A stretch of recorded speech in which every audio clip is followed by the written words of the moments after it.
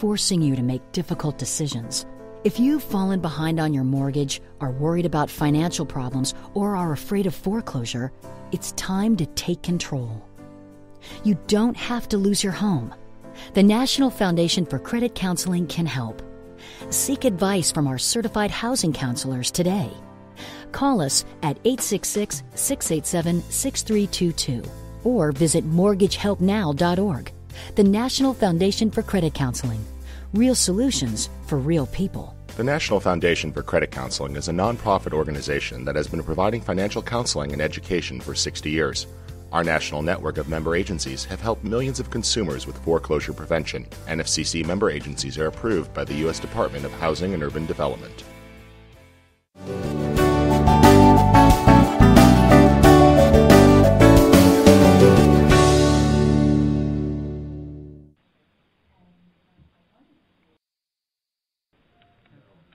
Hi, we're back. Thanks for listening. We are talking today on Marketing Chat about marketing for lawyers. We have 3 guests today, and we are focusing on different ways that law firms go about doing their own marketing and bringing in new clients and retaining clients. And so we have today Cheryl Benton from Adenofi and Lieberman, and Casey Price from Price & Price Elder Law, and Josh Marks of JM Law Group. And so I was going to start with Cheryl. I wanted to just talk a little bit about what you're doing, which is community-based marketing. You're doing a little conventional marketing, also community-based marketing, and I wanted to hear what you're doing. We have a nice mix that I think it's purposeful. We make a strategy each year about how we're going to attack things, which I think is critical for law firms, especially small law firms with limited budgets. So you put a plan together? I put a plan together at the beginning of every year. Okay. Of what we're going to do for that year. Because, like I said, at a small law firm, your budget can be limited, so you want to make sure it's a concerted effort. You're using those dollars the best that you can. And we do some community-based marketing, as you were saying. I think that's a very important piece of what we do. Okay. Sometimes it's related to what we do. Divorce and family law, we'll pick something like the Women's Opportunity Center right here in Burlington County. We did a career wardrobe drive for homemakers getting back into the workforce. Okay. And a lot of times what we do is that we get our employees involved. What are they passionate about? What's important to them? So we can draw them into the mix of things. Okay.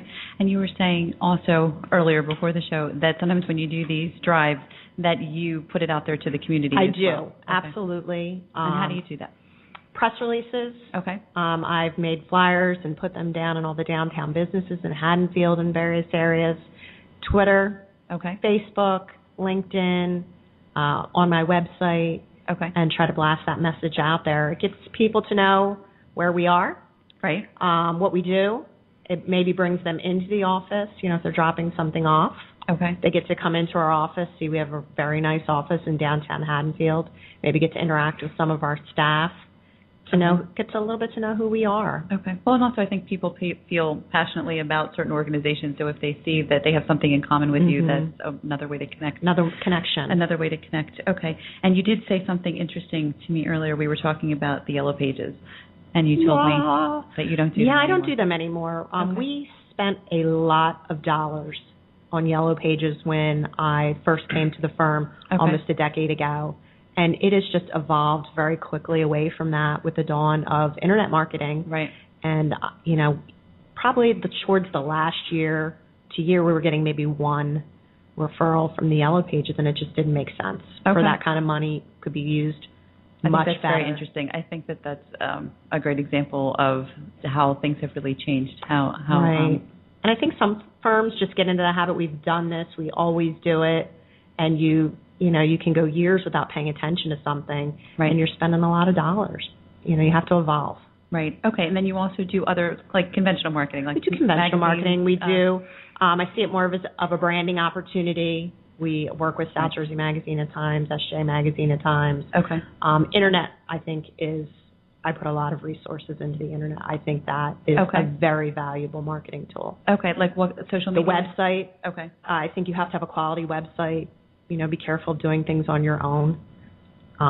Yes. Some of the marketing materials, that's the mistakes I made early on, thinking I could do it all.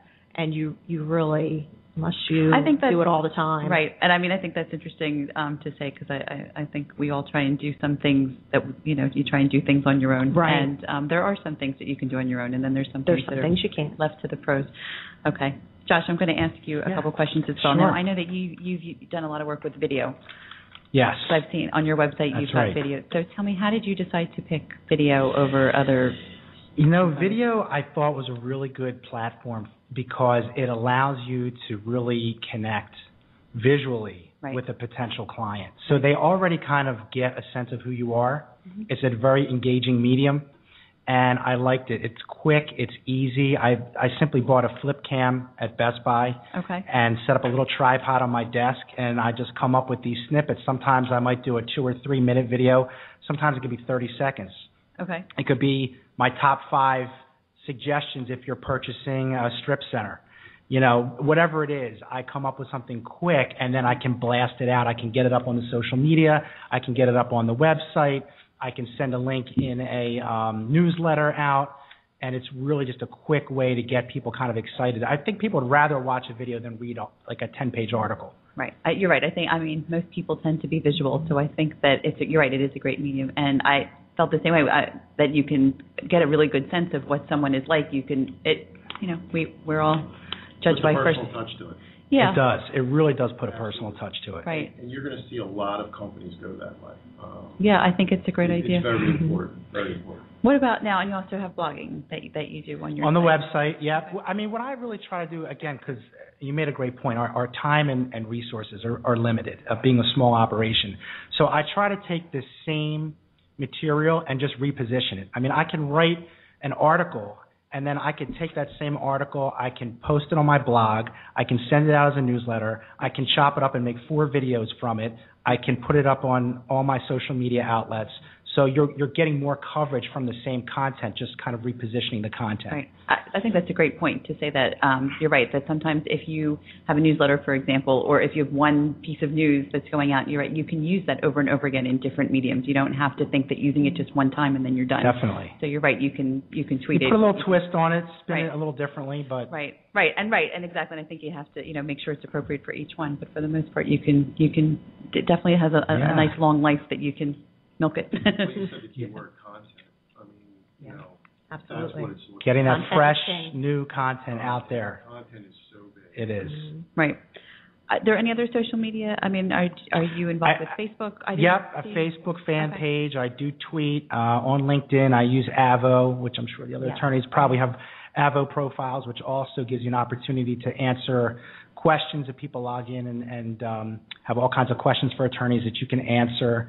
And you'd be surprised. I've gotten business from that sort of stuff. Mm-hmm. People more and more I see are definitely researching who you are before they even call your office. I would agree with you. Right. Yeah. Right. If they meet you today, they're going to go Google you and look you up on LinkedIn. Yes. And you're right. So that image, is. You guys use Hootsuite?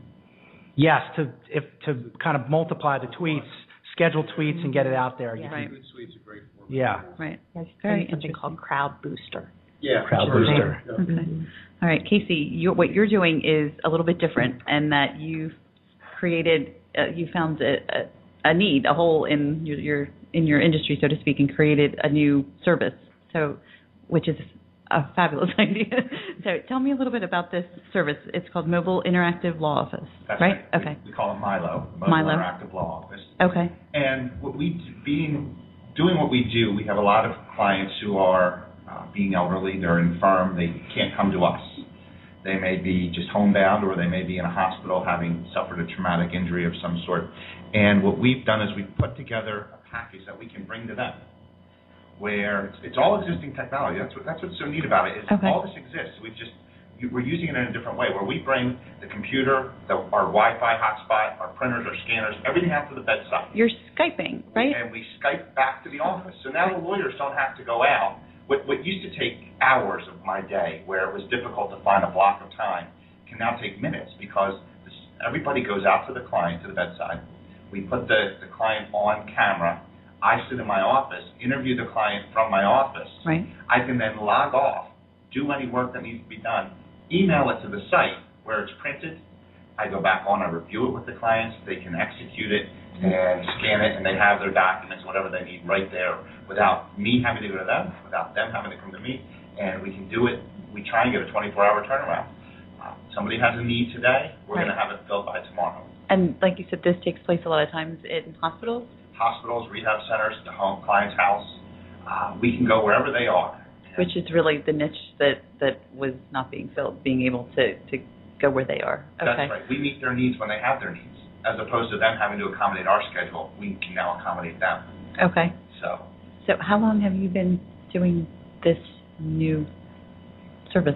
Been about a year and a half. Okay. And it was quiet for the first 6 months. We didn't really publicize it. It was something we were doing just behind the scenes. But now we brought it out and unveiled it to the general public back around April or May of 2012, and it's really taken off. Okay. In fact, I'm going out tomorrow. Here, I got the call right before I came in. Okay. And I'm meeting the family tomorrow at 3. We're going to Skype back to the office and do just we're going to meet. I'm going to be able to sit in my office, do all the work online. I love it. I really. I think that's great too. I do. I like that. Yeah. I like it. It just is showing how, especially I think for seniors where they may not be embracing technology. I think a lot of people feel like they're being left behind. I don't want things emailed to me. Not everyone is embracing this, but it can really help a lot of people. I think it's exciting. So that's terrific. All right, so I wanted to ask one more question. I wanted to go around and you guys are doing things really, there's some overlap, but there's really everyone seems to have their niche. So is there anything that anyone's done in marketing that was just not a good idea, flop? We've all done things that you said, I'm never doing that again. Can anybody think it's one thing that we touched on earlier was trying to do something yourself. Early on, I was trying to do my own newsletters. Okay. Bad idea. Okay. If you have the software suite, you have an Adobe Professional or something like that, you probably could put out a good product. But looking at my early newsletters compared with, the designer I'm working with now and the professional printing, it's night and day. And that's the image I want our company to have. Right. That polished, we're professionals, we put out professional things, work, and I think it was a huge mistake. Yeah. Okay. That's a good one. Yeah. Actually, Cheryl said something earlier, which was you create your plan at the beginning of the year or whenever you do it. Right. The biggest mistakes we make are when we deviate from the plan. Right. When something comes along and we say, "Wow, that's a great idea," and we jump on it without really deciding whether it's a really strong fit for us, whether it works with the other marketing that we're doing. Right. So we go off the plan. We do that one standalone thing, and they always flop.